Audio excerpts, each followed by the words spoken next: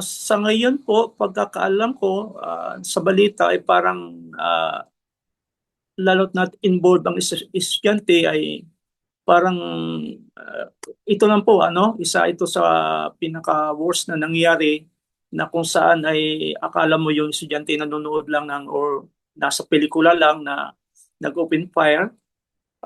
Biruin mong 26 gunshot yung pinakawalan niya rounds. So hindi basta-basta, no?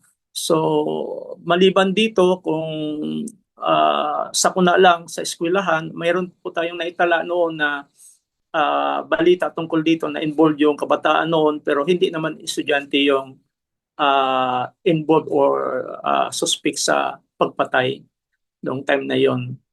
Pero sa aking pagkakalam, ito pa lang po ang pinakamarami na biktima no ng pamamaril ng isang estudyante sa abot ng aking kaalaman.